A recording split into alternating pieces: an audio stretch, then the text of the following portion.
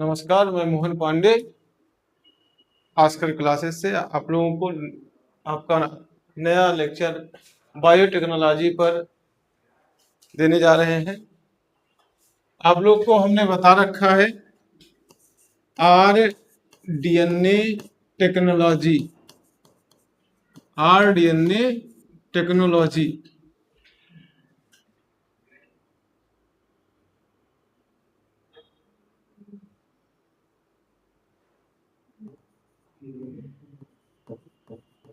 जिस पर हमने आप लोगों को लेक्चर दे दिया है कि किस तरीके से आरडीएनए यानी कि रिकॉम्बिनेंट डीएनए का निर्माण होता है। अब हम आगे देखते हैं कि इसमें उपयोग में आने वाले यानी कि आरडीएनए बनने में कौन कौन से साधन जिनके द्वारा हम रिकॉम्बिनेंट डीएनए बनाते हैं वो हम क्या क्या प्रयोग करते हैं। तो इसमें सबसे पहले हम जानेंगे रिस्ट्रिक्शन एंजाइम।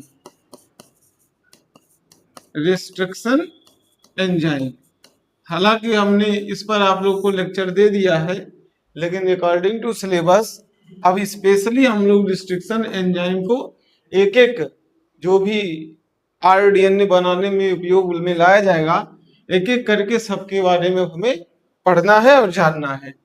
तो हमने आप लोग को बता दिया था क्या कि रिस्ट्रिक्शन एंजाइम क्या करता है, तो डीएनए स्ट्रैंड को क्या करता है, कटिंग इनटू फ्रैगमेंट, यानी कि कटिंग इनटू फ्रैगमेंट, किसको, of DNA, cutting into fragment of DNA. अब कैसे काटता है ये, तो इसके काटने के आधार पर यानी कि डीएनए को फ्रैगमेंट में काटता है, तो किस आधार पर काटता है, तो उस आधार से देखा जाता है।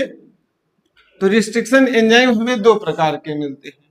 एक हमें मिलता है एक्सोन्यूक्लिएज, एक हमें मिलता क्या, एक्सोन्यूक्लिएज। एक्सो का मतलब ही हो गया वाह और न्यूक्लिएज आप सभी लोग जानते हैं कि एज अगर लग गया तो मतलब एंजाइम, ठीक ना, एज लग गया तो एंजाइम। अब ये करता क्या है, तो मान लीजिए ये है आपका डीएनए स्ट्रैंड, यहां पर इस तरीके से हमने कुछ जीन यहां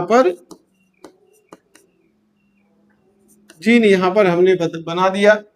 अब ये क्या करेंगे, एक्सोन्यूक्लिएज क्या करते हैं, किसी एक इंड से, चाहे इधर से चाहे इधर से, मतलब कि पोलर ध्रुवीय अक्ष पर ही ये काटने का कार्य करते हैं, ठीक है ना। तो ये हो गया क्या, एक्सोन्यूक्लिएज का कार्य। एक्सोन्यूक्लिएज क्या किया, कटिंग इनटू फ्रैगमेंट, कहां से, तो आउटर साइड, चाहे इस चाहे एक ध्रुव से चाहे दूसरे ध्रुव पर, यानी कि ये अक्ष पर ही काटने का कार्य करेंगे। अब आता है नंबर दूसरा है इंडोन्यूक्लिएज।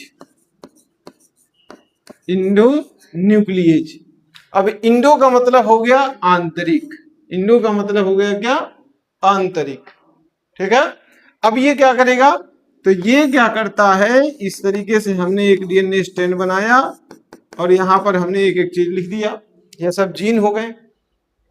अब इंडो का मतलब हो गया आंतरिक, तो आंतरिक का मतलब हो गया कि ये बीच से मध्य में ये कटिंग कर सकते हैं, ठीक है ना। तो हमने देखा कि रिस्ट्रिक्शन एंजाइम जो है ये क्या करता है, डीएनए को कट करता है, और कटिंग के आधार पर हमने देखा तो रिस्ट्रिक्शन एंजाइम हमें कितने प्रकार के मिलते हैं, दो प्रकार के मिलते हैं, ठीक है। अब हम आगे बढ़ते हैं, तो जब आगे हम देखते हैं तो इसमें हमें क्या मिलता है, इसमें हमें मिलेगा अब दूसरा, ये पहला था, दूसरा आता है लाइगेज एंजाइम। लाइगेज एंजाइम, अब लाइगेज एंजाइम क्या करता है, तो जो ये हम cutting into fragment of DNA, जो हम डीएनए को काट कर अलग किए रहते हैं, तो वहां पर हमें फिर कुछ लागत जोड़ना भी तो पड़ेगा। तो उसके लिए हम क्या करते हैं, यहां पर लाइगेज एंजाइम का उपयोग करते हैं, जो क्या करता है, तो डीएनए को जोड़ने का कार्य करता है, ठीक है ना। यानी कि जोड़ने का कार्य कौन करेगा? लाइगेज एंजाइम, ठीक है। अब हम थोड़ा और आगे चलते हैं, तो एक आएगा पीसीआर। क्या आएगा? पीसीआर। पीसीआर का मतलब क्या होता है? पीसीआर का मतलब हम देख लें तो हमें मिलेगा क्या? पीसीआर, इसका फुल फॉर्म होता है पॉलीमरेज चेन रिएक्शन। पॉलीमरेज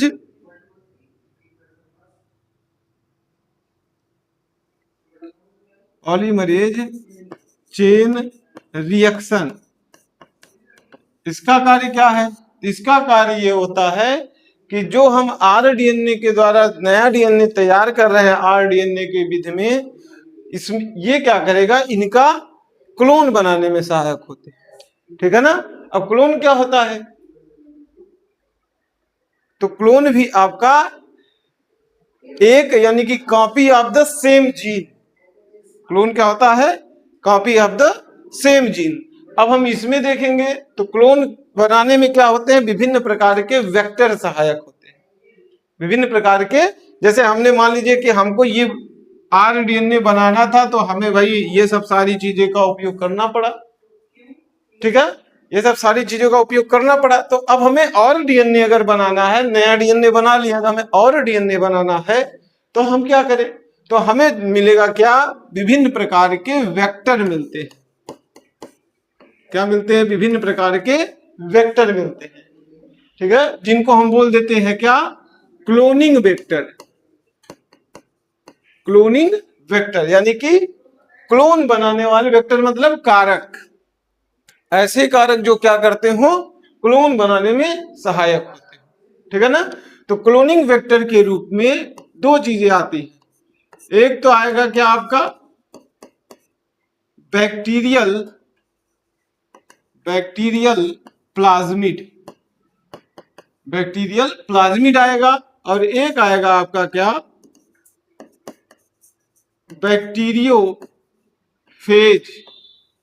एक आएगा बैक्टीरियल प्लाज्मिड और एक आएगा बैक्टीरियोफेज। हमने आप लोग को बहुत पहले ही बता रखा है कि प्लाज्मिड में क्या कैपेबिलिटी होती है? रेप्लिकेशन, ठीक है ना। प्लाज्मिड में क्या कैपेबिलिटी होती है? रेप्लिकेशन ऑफ डीएनए, यानी कि उसी का ही दूसरा प्रतिकृत बनाने में सहायक होते हैं। कौन? तो प्लाज्मिड, ठीक है। इसी तरीके से जब हम बैक्टीरियोफेज देखेंगे तो बैक्टीरियो में हमें मिलेगा, बैक्टीरियोफेज में जब हम देखेंगे, बैक्टीरियोफेज क्या करता है? बैक्टीरिया पर आक्रमण करता है। बैक्टीरियोफेज क्या करता है? बैक्टीरिया पर आक्रमण करता है। अब वो आक्रमण जब करेगा किस पर? तो बैक्टीरिया पर, यानी कि अब इसके डीएनए जाएंगे किसके पास? बैक्टीरिया में। अब बैक्टीरिया में फिर क्या होगा? प्लाज्मिड है, वो क्या करेगा? तुरंत उसी का क्लोन बनाने में सहायक हो जाते हैं, ठीक है। तो ये इतनी चीजें हो गई आपके आरडीएनए में। मैंने आप लोग को और एक चीज बता रखा था कि इस आरडीएनए को ही हम क्या बोलते हैं? Genetic engineering. जेनेटिक इंजीनियरिंग, ठीक है ना। जेनेटिक इंजीनियरिंग में क्या होता है? तो हमने बताया है कि किसी भी जीन को क्या करना? आइडेंटिफिकेशन, आइसोलेशन, प्योरिफिकेशन, मॉडिफिकेशन करके हम जो जीन तैयार करें या जो डीएनए स्ट्रैंड तैयार करते हैं, उसी प्रोसेस को हम क्या कह देते हैं? जेनेटिक इंजीनियरिंग या फिर आरडीएनए टेक्नोलॉजी कह देते हैं, ठीक है ना। तो जेनेटिक इंजीनियरिंग में जब हम जाएंगे तो हमें मिलेगा क्या? दो चीजें पढ़ना पड़ता है। एक तो जेनेटिक इंजीनियरिंग यह है, दूसरा होता है क्या? केमिकल इंजीनियरिंग, रासायनिक अभियांत्रिकी, ठीक है ना। तो रासायनिक जेनेटिक इंजीनियरिंग में हम क्या करते हैं? डीएनए को, नए डीएनए का निर्माण करते हैं। जेनेटिक इंजीनियरिंग में हम क्या करते हैं? नए डीएनए का निर्माण करते हैं। और जब हम केमिकल यानी कि रासायनिक अभियांत्रिकी देखते हैं तो उसमें हमें क्या मिलेगा? उसमें हम विभिन्न प्रकार के सूक्ष्म जीवों से आवश्यक एंटीबायोटिक्स का निर्माण देखते हैं। ठीक है, इतनी चीजें हैं आपकी किसमें, आपके। अब सुनो, देखो हम अभी आप लोग को